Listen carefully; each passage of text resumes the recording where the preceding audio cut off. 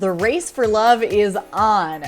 I'm Anna Rumor with Pop Culture. And I'm Nick Valdez from comicbook.com. And this is Docked, where we offer our unfiltered opinions on the real love boat. And oh my gosh, there are so many twists and turns this week. It's finding its sea legs. How long ago did you think about that one?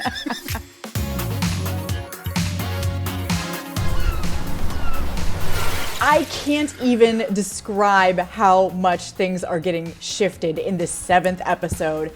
Neither the men nor the women are in power, and there's a couple that is choosing who goes home. Nick, we have to talk about this. We gotta dive right in. What did you think of the episode overall and them shifting the format? It is a totally different show, right? Like top to bottom, it's completely different experience. No new additions, no like potential, oh, is this couple gonna be interrupted by this person? Are we getting a new blood pact anywhere? This is like a teen competition. And, you know, we've had those in the past, but this time it's for like a real power, for a real prize, and not just, oh, we'll get to spend some extra time together. No, it's if you win, you get to send somebody home, which is a big deal as we get to see play out. Yeah, the stakes are, not that the stakes weren't there before, because you could be sent home, but the stakes are really high now to win the challenge,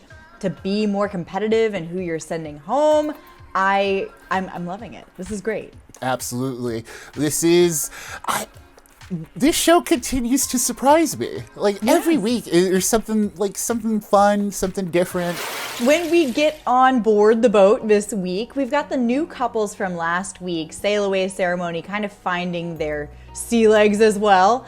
We've got Dustin and Sydney. They seem like they're vibing, but we don't really know either of them that well, so it's whatever. Kendra and Jordan, they're kind of doing their whole thing where they're just very angsty about their relationship, despite the fact that I don't really see any real problems there. And then we've got Marty and Emily. We've got a little bit of tension in between the two of them over the last week's sail away ceremony. What did you think? Yes, because Marty's speaking up. You know, he's done a lot of, like, it's tough because I totally get where he's coming from. The whole, like, he's been dedicated to Emily pretty much from the jump, and we've seen this strength of their pairing, but also we've seen it starting to break apart. And so here, when he's like, oh, Elisa trying to choose somebody else, if Emily were to do that, I would never pick her again.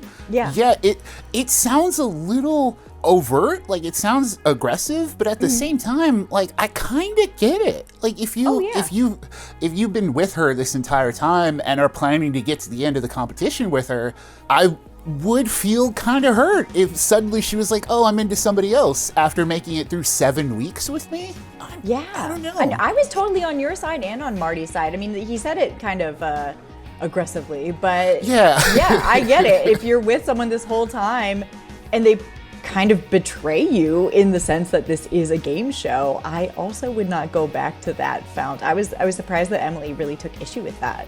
Yeah, it surprised me. Like, I get Emily, agreeing with Elisa and the fact that she did go with her heart, but it also didn't work out for Elisa.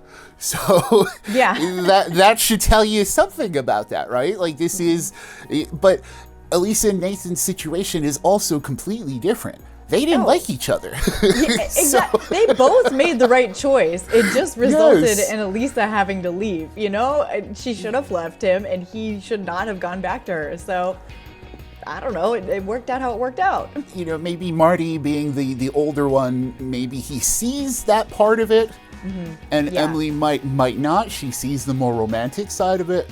So I don't know. I guess we'll see that play out. You know, tease for later, right? We'll see. We'll see how that works out. Nathan and Tyler too. Speaking of teasing things later in the episode, you know, they seem to be a great match. They're bench pressing each other or whatever at the gym, and then Nathan brings up that he is a staunch anti-cheating king. And we feel like we're about to get some kind of confession from Tyler, and then the boat captain literally cuts her off mid-sentence. Like, are you guys not recording? Like, I want to hear what she has to say. That was definitely a producer in somebody's ear, right? That had to have been like, no, save that. Yeah. We need that for later. We just started the episode. We can't do this yet. The one thing that Nathan has been saying since the beginning is he has dropped those little things about like he doesn't like cheating. He likes what he likes, and he clearly doesn't like what he doesn't like. And that was one of those things, as you know, as they get into it later in the episode. Then we get into the challenge, and this is where things really start shaking up, right? This is like a couples challenge. Yeah, they make it through the Grand Bazaar and need to find, like, it's what, like a scavenger hunt plus a race, plus like they also need to like hop on one leg and like rub their tummy at the same time and like drink salty tea. They need to find 3 rings inside these little boxes. They also need to find a lamp that turns on in a lamp shop. And they need to drink a coffee that's filled with salt. And each one is like representative of like a little romantic ideal, right? Yeah. Like, I didn't track any of those, but it was cute.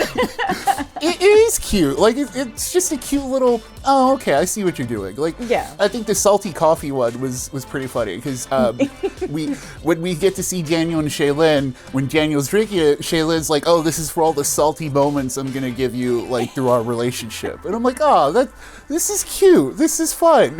Yeah, it was very fun, and they of course have to navigate the marketplace. That was like the biggest challenge, because I feel like none of them can use a map, or some of them can't use a map, and not a single person was running. Did you notice there was no hustle in any of these people's step at first? No, because that's also the problem. Like, to run where? Like, every time they showed, like, I couldn't read that map either. I'm not going to blame them for that, because, like, I was looking at this map going, what? There are no street signs, like, no little labels for anything. There are just some dots saying where they need to go. That's true. I'm like saying this from my couch, being like, get there faster, do better. I'd probably do the exact same. I'm terrible at directions in general. Like, I ask for directions all the time. I don't know where I am. I don't know where I'm sitting now. I can tell you that. And so I couldn't imagine me going through this challenge, let alone going through with a partner who's someone I'm trying to be romantically linked with, because that is where people start having issues. But surprisingly, I think you would agree that didn't really happen. Not really. Everyone was very cooperative. I mean, Daniel and Ks'Lyn, they're beasts. They won handily, as with like 90% of the other challenges. Those captain's table chairs are just their chairs at this point. And then Marty and Emily come in second. They've also been winning pretty much everything that Daniel and Ks'Lyn haven't won. So I wasn't surprised by that. But it's the last place before the bottom 2 that really matters, because what we learned from Rebecca and Jerry is that the winner today gets to send home one of the bottom 2 couples instead of our regular sail away ceremony. That's kind of like, this is the stakes that we need.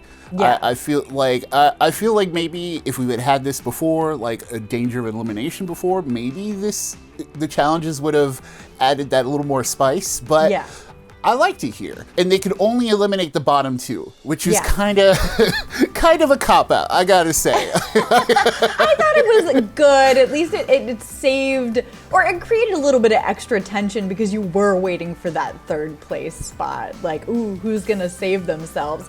I know Dustin and Sydney were like, no one even knows us. If we're in the bottom 2, we're definitely going home. So I was happy for them, but they managed to squeak into that 3rd place, which means that we've got our boy Nathan and Tyler, and then Jordan and Kendra at the bottom. Wow. Who don't even finish. They find the lamp and then give up, because Jordan, you can tell at that point Jordan like completely gave up, which is kind of a bummer. You know, but also they probably would have been wandering around there until a producer had to go get them, you know? I feel like a producer whispered in their ears, everyone's been done for hours. You have to throw in the towel. No one else wants to watch this anymore. Except I loved watching them be bad at it. I thought it was very funny. I thought it was too. I thought they weren't going to find anything. So I give them plenty of kudos for like finding the lamp that they found at a shop that they tragically walked right past. They like they made a point to show it. I know. They didn't see the camera person point their lens specifically at this shop and think, hey, wait a second. I should turn around maybe. Yes, and you know, with Jordan and Kendra being last and with Nathan and Tyler being in fourth place, they are the bottom two. They're the ones who are in danger of going home. We don't get dates like usual. We get a captain's table segment with Daniel and Shaylin again, and you know, even the captain's like, "Hey, it's nice to see you again, my regulars." You know? Good to see you again. Sit down in your monogram chairs and tell me who you want to send home and kick off this television show. Now, I'm curious, who did you side with at the beginning? Because Shaylin was more like, but Kendra's my friend. And Daniel was like, we need to get rid of the competition. This is a show, but I want to win. And I was on his side.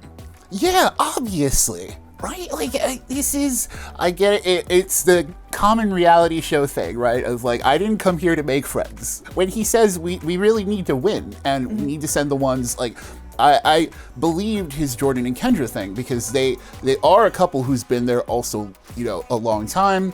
And, you know, they did pose the most threat to them at that point. Shaylin interestingly brought up that, you know, Tyler was more intimidating to her in terms of her potential, which is a very interesting point of view that I didn't even recognize. Like, oh, Tyler could be this big game player, but we do not know, and we won't get to. We won't get to. I mean, Tyler confesses that when she was married for 3 years, she did cheat on her husband, and that's why her marriage came to an end.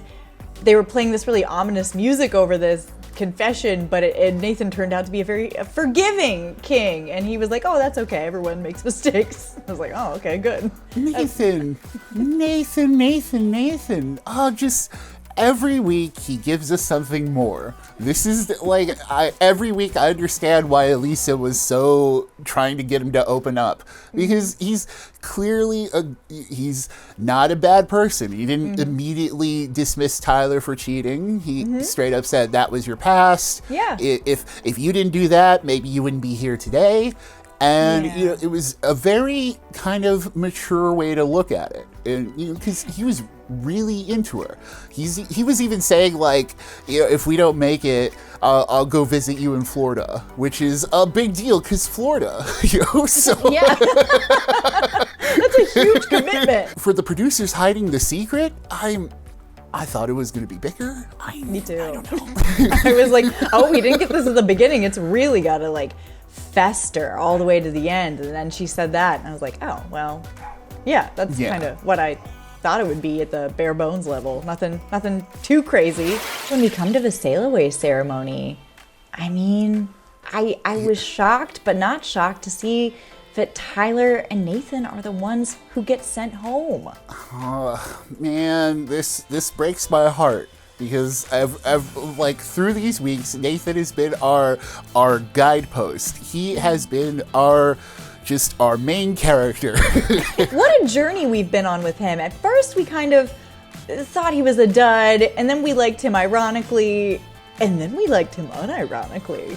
Yeah. And he's our favorite on the show. Yes, and now I'm sad to see him leave. Like, Me too.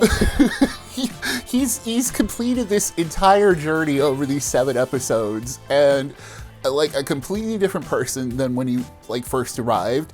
Yeah. I get why Elisa wanted him to open up, because there's clearly somebody good there. Yeah. And it's a shame that this is how it ends. The Blood Pact really took its second victim. Like, it was... Yeah. Who knows what they agreed to when they signed that thing?